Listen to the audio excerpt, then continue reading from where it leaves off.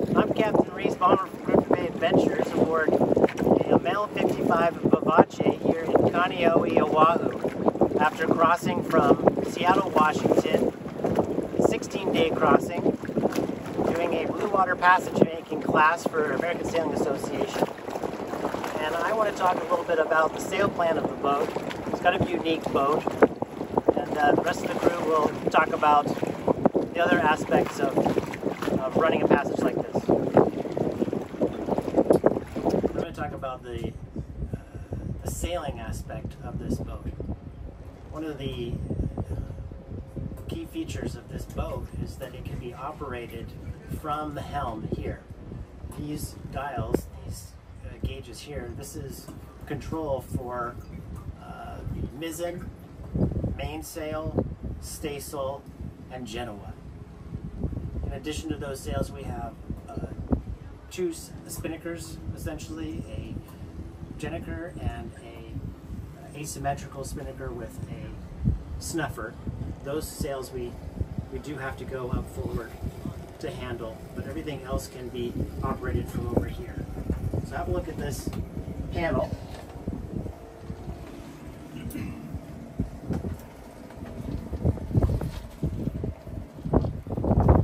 Here we have winch control for the genoa.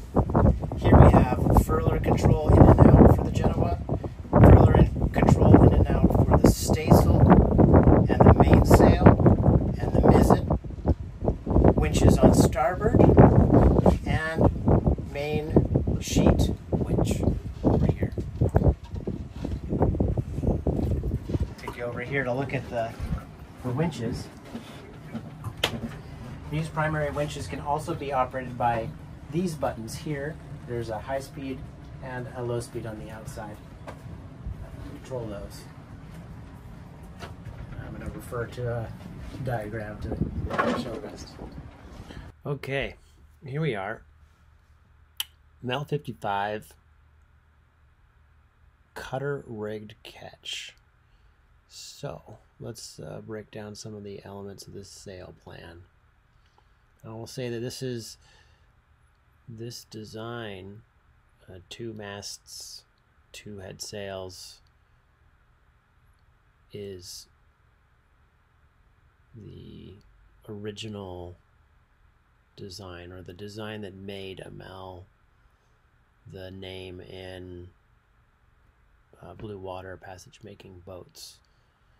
The newer designs are sloop rigs, and we can talk a little bit about that maybe at the end. But first off, we've got, starting aft, we have the mizzen here. Again, as I mentioned, it's a in-mast furling, electric furling sail plan. So this clue right here furls into the mast, and it's not the push of one button, it's actually the coordination of 2 buttons, 2 switches, one furling in the mandrel, the furling foil that's inside here, and one easing the outhaul. And what that does is it gives us a little little foot tension, little foot shelf adjustment with our outhaul, so that we can either flatten out that sail for depowering it, or have a little bit of shape in the foot of the sail, and it's a little curve for a bit more power. This took a little while to coordinate.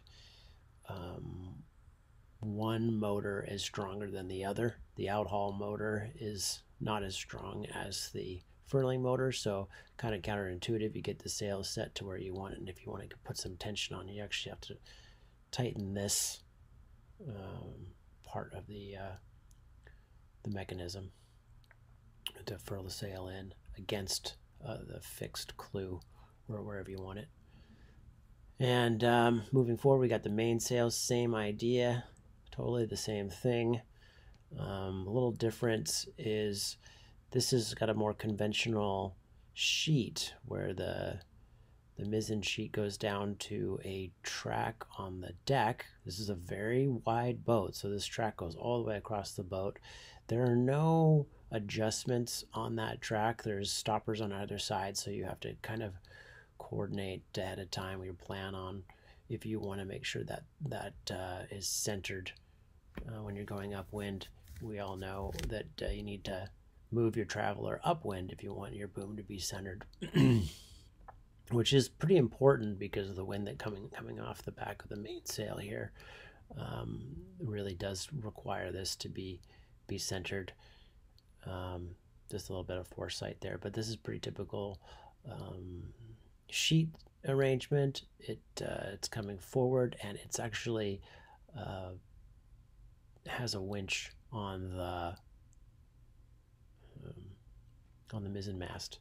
The mainsail, its sheet is attached to the mizzen mast, runs up through the boom, and then comes down and then back to the cockpit to a power winch.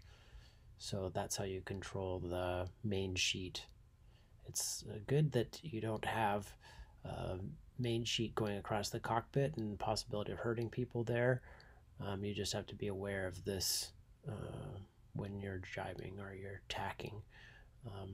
Found it to be quite a handy handhold, actually, for moving around on the boat, coming out of the cockpit and whatnot, because we ran a preventer on this boat. We rigged up a preventer system, which I'll talk about here next.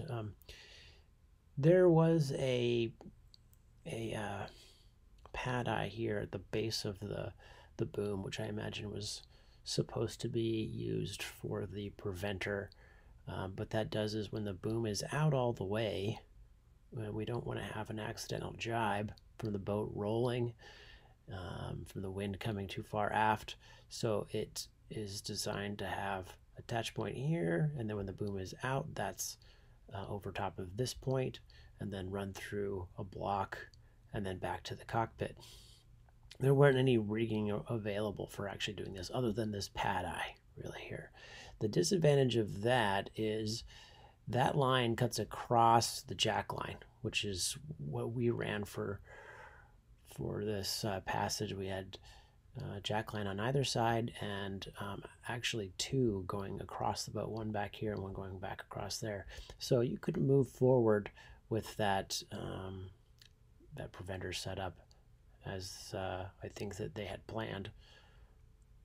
Instead, we attached these short pieces of Dyneema spliced onto the end of the boom here, and a attach point up here, so that when the boom is all the way out, you can rig up a preventer.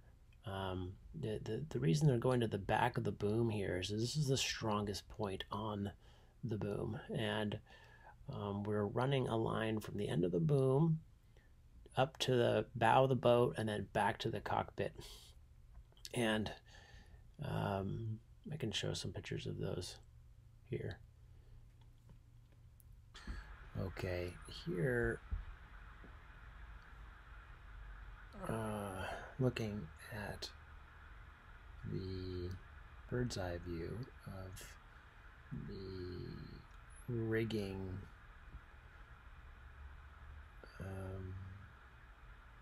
shows the design of the preventer.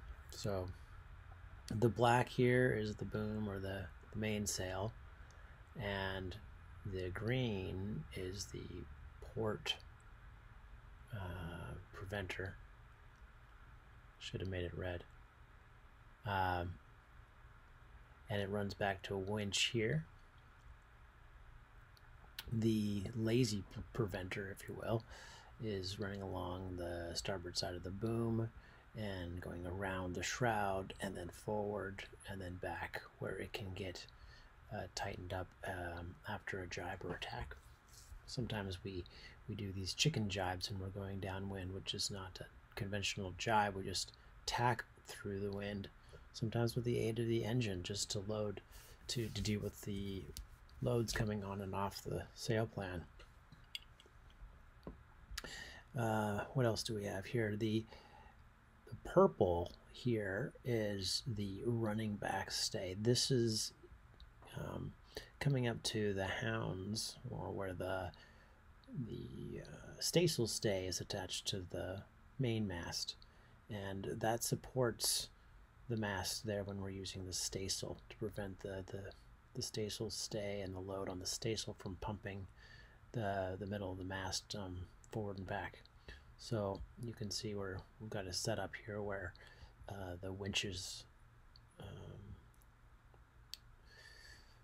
are available. You can see as well the blue line here.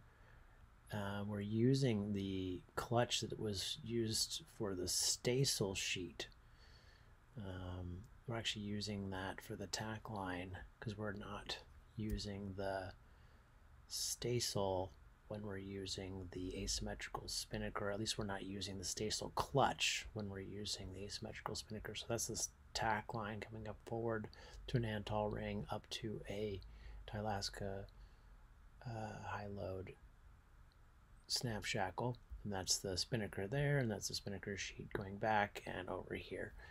And I haven't drawn another spinnaker sheet. I haven't drawn a lazy spinnaker sheet because typically what we did, I mean, we did run with both times, but typically what we did was we would snuff the spinnaker before jibing. And so only one sheet is really on. Now, all that, having said all that, if we are forced to drop the spinnaker without the snuffer and we're doing this letterbox drop, it's good to have the lazy spinnaker sheet to run over the boom and do that letterbox style drop, like I mentioned before. And what else can I say on this? I guess that's everything.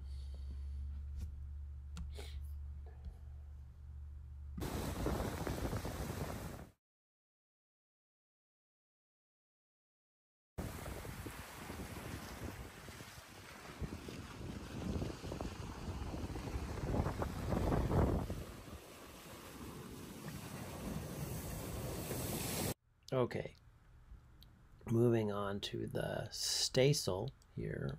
This is the staysail stay, and it's a pretty small staysail. It's the distance between the forestay and the staysail stay here is pretty big. You'll see on more modern boats that they have the secondary inner stay often a little bit closer, and can go into that, explaining why that is maybe after. The main advantage of this little sail here is that when you are shortening sail, reefing the sail plan down due to heavier winds, you can use the mizzen and the staysail together. This is like the jib and jigger sail plan that you hear mentioned in classic yacht blue water passage making books, where they have the head sail and the mizzen sail and no mainsail. Now, there's a lot of reasons for this. One thing that's important to point out is that it keeps the boat balanced. You have a sail up here and you have a sail back here, and the center of effort is balanced over the center of lateral resistance. Another reason to do this is one of the problems with sailing downwind, as you know, without a spinnaker, is that this mizzen sail begins to blanket these sails, and it restricts the angle that you can sail off the wind. Now, if you eliminate this sail, you're opening up a gap for the wind to go through. So the mizzen and staysail, or mizzen and Genoa, jib, whatever you want to call your front sail here, your head sail, it opens up that gap, allows you to sail a deeper angle. Now then you might say, well, why wouldn't you just use the Genoa partly furled out and the mizzen, or even the mizzen partly furled out? Well, one of the problems that we have with a cutter rig like this is jibing or tacking this sail around. This Genoa here has to be pulled. This clew has to get pulled forward, around the staysail, stay, and then back to the other side. This makes tacking and jibing, not so much jibing, but difficult, so much that you actually have to furl it part way and then tack and then furl it back out if you're going full sail with that. So the staysail can be just tacked easily over to one side or the other, and it's so small that it's actually quite manageable by hand on a big boat like this. So when we were doing our crew overboard practices and tests, we used the staysail and the mizzen alone and found that we could shorthandedly tack the boat and maneuver the boat quite quickly. It took about 15 knots. So 15 plus knots, the boat's quite maneuverable with just the staysail and the mizzen, or part of the mizzen. Okay, so moving forward, we've got the Genoa here, and the Genoa going upwind, we found that the mizzen was too much in the draft of the main to be too effective. It was mostly mainsail and Genoa. Putting both of the head sails up, again, that's there's some conflict going on upwind. The turbulence coming off the back of the staysail going into the main, and the slot between the Genoa and the main really kind of doesn't really show an advantage of having the staysail. Now, on a close reach rather than a close haul, everything is cracked off, as we say. Everything's eased, the sheets are eased out a little bit, and the slot between these two is a little bit bigger. And this actually did help out a little bit. It is, like I said, a small sail, so I think this is sort of like a already rigged and ready to go storm jib. It's kind of a good way to think about it. Now, the sail that's missing from this diagram here is the code 0, and so the halyard that comes from the top here, the spinnaker halyard, the line between these two forms the luff of our Gennaker, which has a top-down furler on it. So it's a sail that comes back, overlaps even further past this Genoa back here, and this allows us to sail not as close to the wind, more close reach to beam reach, and we found it was actually quite handy on broad reaches without the mainsail in lighter winds.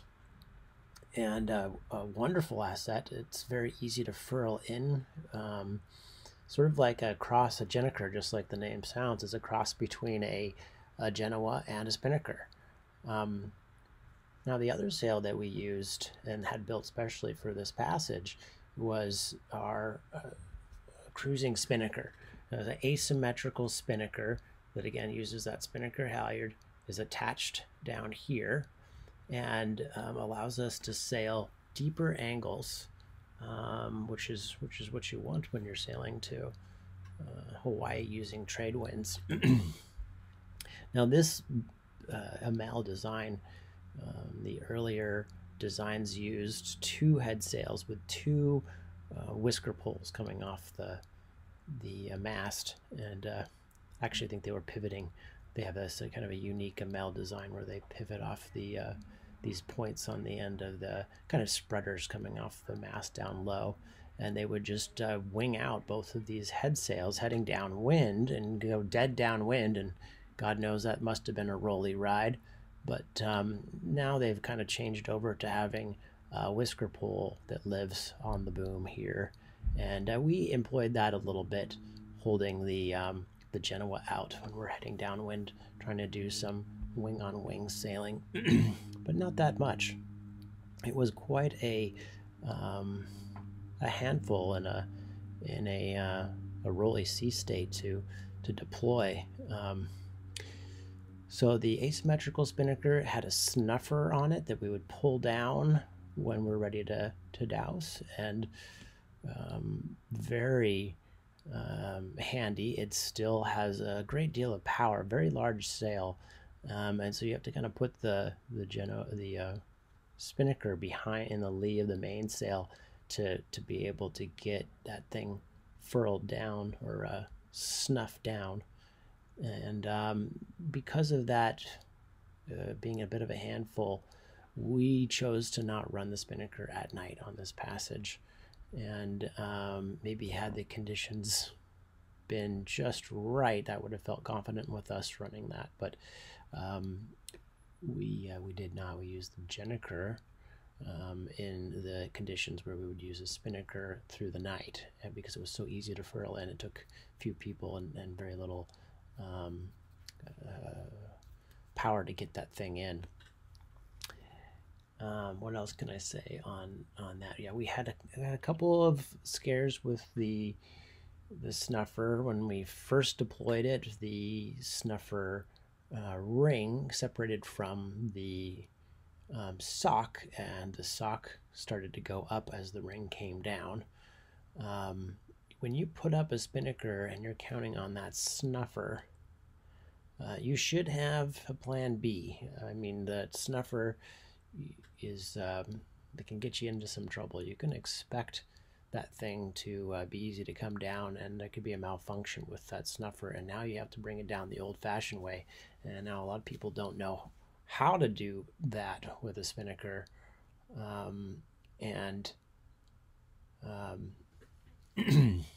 that's an intimidating sail. It's a very powerful sail, very fragile sail, so easy to rip. It's also easy to hurt somebody. The halyard or a sheet or something like that will smoke through a pair of sailing gloves.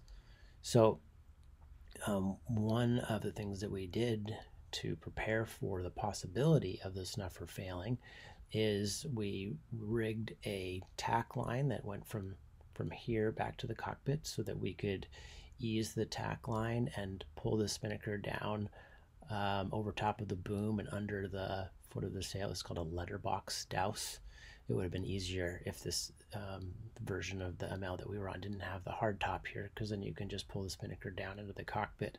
What that does is it puts the spinnaker into the lee of the mainsail and depowers it and allows you to get it down. The other thing is the distance from the boom to the water line here helps prevent the spinnaker hitting the water and turning into a big shrimp net, rather than just pulling it under the boom into the cockpit, where it has a better chance of getting in the water from here to here.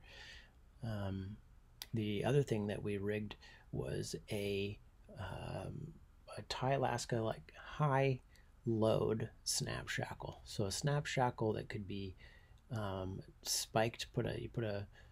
It's kind of like a marlin spike in the middle of the shackle, and it opens under whatever load it's on, different than your typical shackle that can be hard to open under load. And what that does is, if the sheets are held in this area, like this letterbox douse here, this releases, and the boat spinnaker turns into a flag rather than a sail pulling the boat, and can be controlled in, say, a squall or heavier air a lot more safely. And I think that's about it. The rest of the crew are going to talk about the other aspects of the boat. We've got Ian going to talk about the navigation, Kirill talking about the galley and fueling the crew. And Craig, the boat owner, is going to talk about the particular design and layout of the boat. Well, welcome. This is the navigation station for the boat, where we try and make all of our informed informational decisions about navigating the boat, figuring out where we are, where we're trying to go, how much wind there is that might get us there or not help us get there, and communicate with the outside world. So there's a number of instruments that are here that give us a lot of information, and it really is about how accurate the information is about how we're performing. Helps us understand how well we might be able to sail further downwind or further upwind and get where we're going more quickly and more comfortably. So the most important thing that we find is, where are we? So obviously we have modern GPS for doing that. You can practice celestial navigation, and that's a great way to go. But ease of use is certainly there for the GPS. So we have 3 different GPS receivers on this boat, 4 different GPS receivers as far as redundancy is concerned. You have a number of different ways to look at them. That'll give you your latitude and longitude and the time of day. But it also very helpfully puts it on a chart plotter. So then you're able to see on the face of the Earth where you are. So it's not just a number, but now it's an actual position with a chart that you can overlay with all sorts of other useful information. And also the chart plotter can be used as a general display device for other information like the sea surface temperature, your boat heading, your speed through the water, and so forth. So that's mainly about the position and where you are. Your whole other instrumentation system is then about the wind, because we're a sailboat, and so that's the most important way for us to get around. So here we have, on this vessel, we have a B&G H5000 hydro system, and it provides you with a number of really accurate pieces of information, which when you're going downwind, the true wind, speed and angle, that's mostly what you're driving to, and then when you're upwind, you're going to be beating with apparent wind and apparent angle. It also keeps track of, over time, what the wind has been doing. So you can notice that there are shifts in the wind direction or in the wind speed, and trending of that over 20, 30 minutes. Helps you make decisions about, is it time to tack? Is it time to jibe? What's going on? So that information is all collected, and it's available then on a navigation network.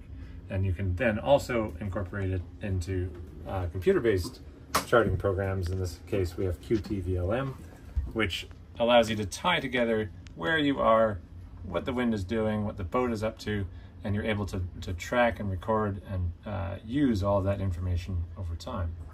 And so each vessel is going to sail differently in different kinds of winds, and the way that we talk about or describe that model is called a polar analysis. So this is an example of a polar diagram. That this is an Amel55. This is a measurement-based polar. It hasn't been tuned necessarily by a sailing professional crew, but it's a general idea of how this boat might perform. And so the program can use this information along with the weather predictions. So we can download through our satellite communication system, we can download what's known as a GRIB file, which contains, over time, the atmospheric pressures and the wind predictions and wave predictions for a given geographical area. In this case, we're looking at the entire Pacific Ocean. And so we can see all the weather that's predicted to go on, the wind strengths and wind directions. So this program can synthesize all that information combined with how our boat should be able to sail, and can plot us an efficient way to route from one point to another, including motoring decisions, swell and wave height, comfort, roll, all these different parameters that you can put in there. So it's a very complicated program.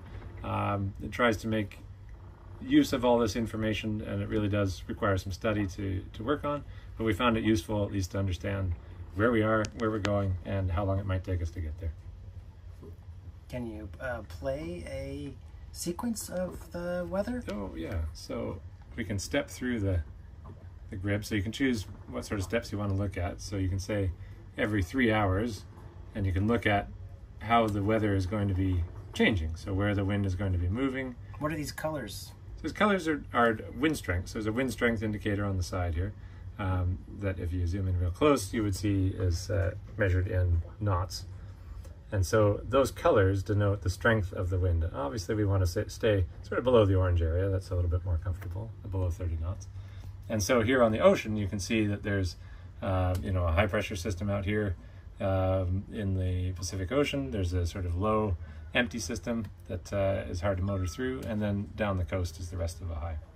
And so over time, as you're stepping through these time increments, you can see in a 2-hour window, where these fronts are moving and where these wind pressures are going to go.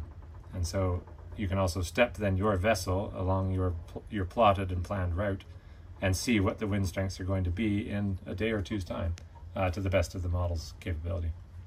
So it's a very useful for route planning tool. Right. So that's the navigation station. We have matching instruments up at the helm where you can see all the same amount of information. So you can do your route planning here. You can export your route, save it in the chart plotter, and then have an idea of where you're supposed to be driving and go from there. Awesome. Wonderful. Thanks, Ian. No problem. Action. All right, welcome to the galley. Really well-appointed space. We'll talk about what we have here. A stove, gimbaled, very important, with 3 burners and an oven. We have a dishwasher we did not use, washing space, a fridge right here, and 2 freezers. Nice. We have a couple of extra luxury items. We have a soda stream and espresso machine. Both came super useful to add that nice touch. Storage space. Grains and other things are stored here neatly in containers. Shelves are locking so they don't slide and bang. We have a net here for fruit, which we consumed. It's really good to have a space here with frequently used condiments as you cook. So salt, pepper, I use garlic powder quite a bit, and then different types of oil, and then a bunch of other condiments up here within reach. Microwave, we didn't use. More storage here, that's where we put all of our bowls and foil and a bunch of cutting boards and other things. And pasta, soups, and etc. Some of the provisions are still here. It's great to have knives on a magnet like this. That's the most secure way to keep them around. Don't let the knives sit somewhere. As soon as you're done, clean it, stick it there. A couple of things on safety. There's this really great harness adapted to strap yourself to the stove. And you want to be kind of with tension. You don't want to be standing here with room for you to fly. You want to cook with tension, but it kind of has everything within reach, so as the boat is heeled over, you can actually cook. A couple of other things around safety. Most of those things are operatable with one hand to open, but closing them sometimes requires this and then this, and then your hand is there, so it's best to close them with 2 hands. Another pinch point is right here, as the stove gimbals. Having your arm here, hand here is not advisable. And finally, the cutting board is beautiful, but could benefit from a few things, such as guards around it. If you're cutting something and dicing something with the heel, everything just slides over this way or this way, or starts dripping this way, so it would be good to have a little drip collection and some kind of guards here, so if you put the knife down, it doesn't fly right away. What else on safety? Watching your head here is important, because sometimes the boat does heel over, and then gimbal stove does not guarantee good things here. So one thing I want to point out is, if you get a pot onto here with a handle, you can definitely secure it and it stays. But if you move it this way, or this way, or this way, it does not go well. So either do not keep the handles on when you cook, or if you do want to keep them on, make sure they clear this space and this space, all the corners, so it can freely gimbal. So that's pretty much stove, the small burner proved to be too small for really boiling things. It took forever. So if you're cooking something that requires main and the side be ready at the same time so you can serve it, you need to start the side much earlier because it takes a lot longer to boil water on the smaller burners. We baked bread. It was great. Dean taught me to do that. And apparently both bread is the best bread. Storage wise, trying to store things within reach, so kind of things that you would use in the first week or first days of the passage closer. Frequently used things, as I said, need to be kind of within reach: condiments, seasonings, garlic, whatnot. But we also have under here an additional air freezer that can be used as fridge or freezer.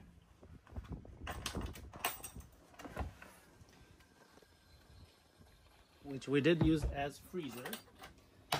And we have storage for canned goods here, which ideally you don't have as much glass as we have.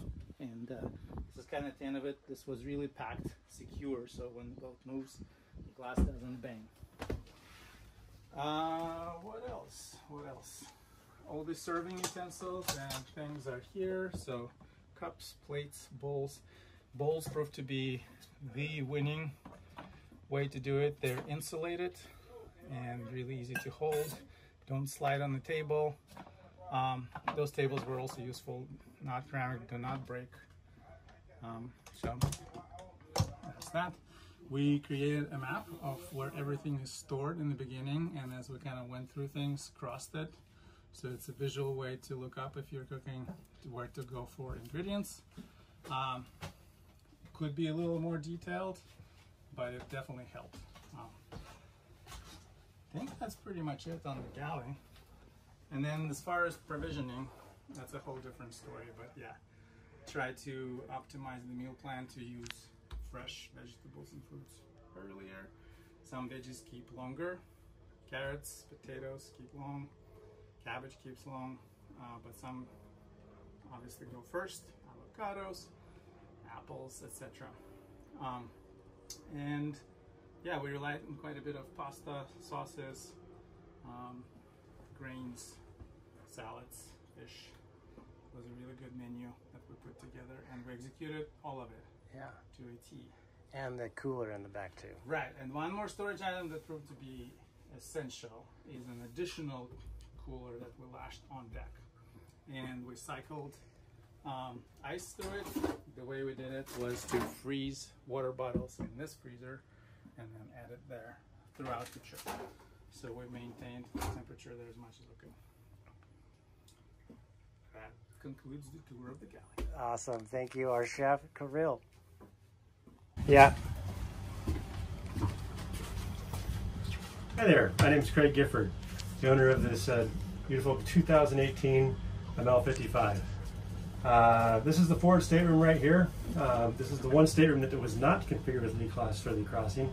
So Captain Balmer and I took some time to configure some lee class. You can see right in here we've got some spectra and lift some mattress up. Engineered some lee cloths. So underway. And what are those for? So underway, basically, it restrains you from falling off the bed, in simple terms. Yeah. And so obviously when you sail, the boat's going to be rolling, heeling, and so the objective of the lee cloth is to keep the person in their bunk. Underneath this bunk, you can see we have some really important tools down here. And storage. These are designed for the 4 watertight bulkheads that we have on board. The first one is in the anchor locker, so we can't see that. The second one is right here. So you can see when we close this door, we've got a place for a pin. So we put this board when the door is closed.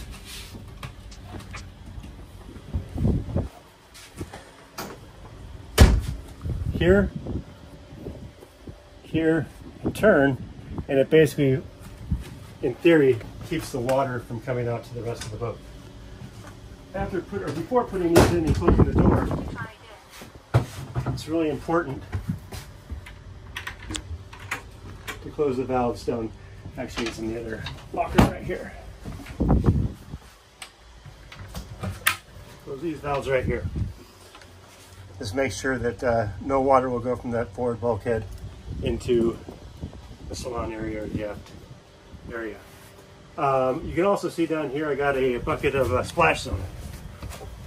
The goal of this and this, or any pillow or sail or anything you can find, is when you, or if you do, put a hole in the boat at any time, you mix up this 2-part epoxy, fill the hole with anything you can. Again, pillows, sails, plugs, and then fill it with this epoxy underway. You've seen the Robert Redford movie. I can't remember the name of that movie, but that was pretty much the story of that movie, where he hit a sunken container and put a hole in his boat. And a little splash zone would have gone a long way for him. Moving on. Coming back here, there's the nav station. I think Ian McBride pretty much covered this, but you can see we have a 24-volt DC panel right here. We have 3 inverters, a 2500 watt inverter for the Euro plugs, a 2000 watt inverter for the US plugs, and an 800 watt inverter which runs the television. The inverters are, you got 2 of the inverters in this life jacket locker behind the panel, and another the large 2500 watt inverters in the engine room. We also have a battery bank down under the floorboard right here. I'm right here, so. Okay. All right, so for the batteries, we basically open this panel and this panel right here, and we have 6 200 amp hour 8D gel batteries configured 2 series, 3 parallel, total capacity of 600 amp hours at 24 volt DC. Cycling capacity on the batteries is 300 amp hours. Moving back, another watertight bulkhead right here. You're going to pull the pin and unlock it.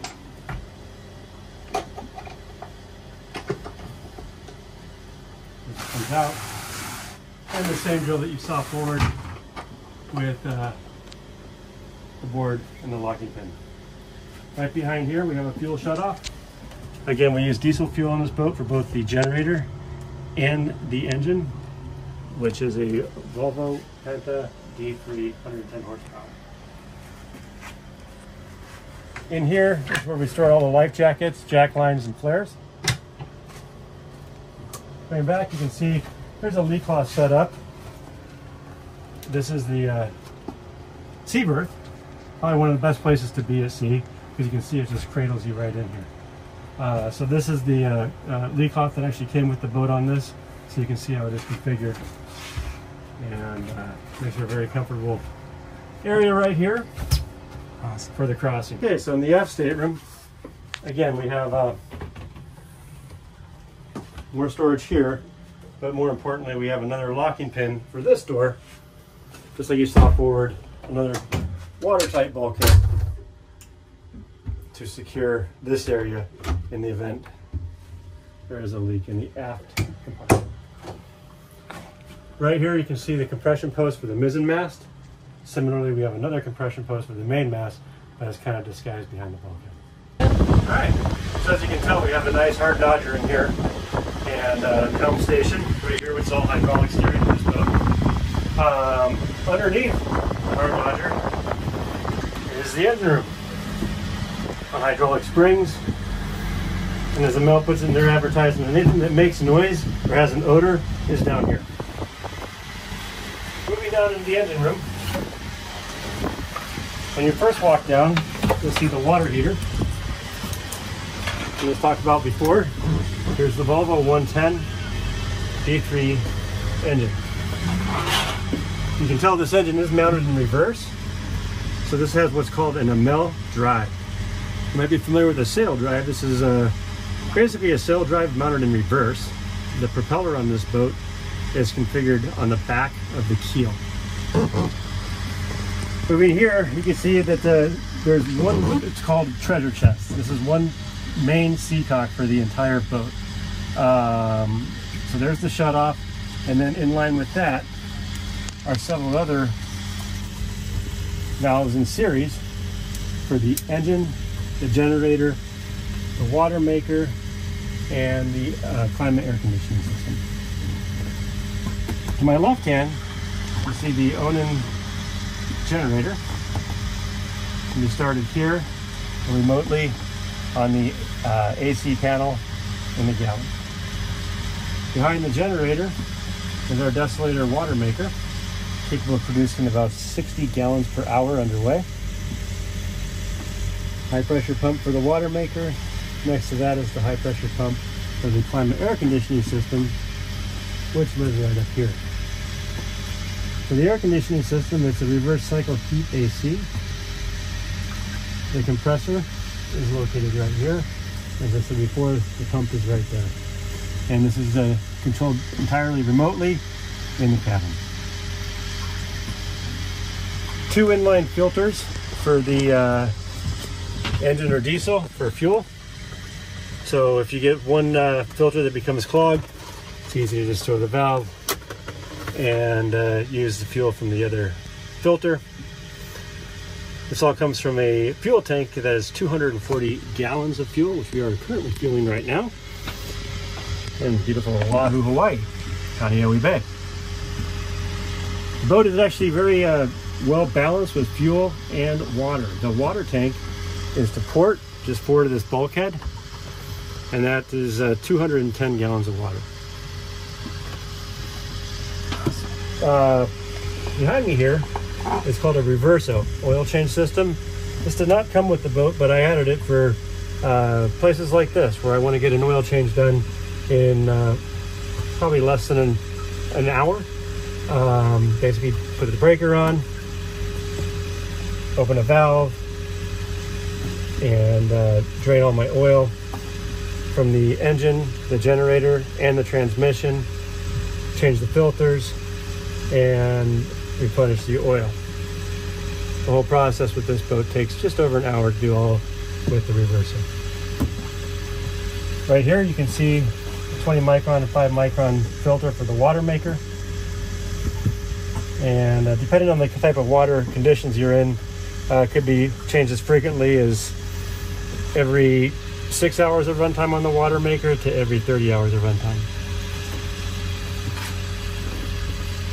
That pretty much sums up the engine room, other than the fire system that we have here, which you can see the retardant is in this bottle. And rather than coming down to the engine room to activate the retardant, we have a pull handle right here. Above this pull handle is a manual bilge pump in case the electric bilge pump fails. All the gray water in the Amel55 goes to one bilge, which is just forward of the driver.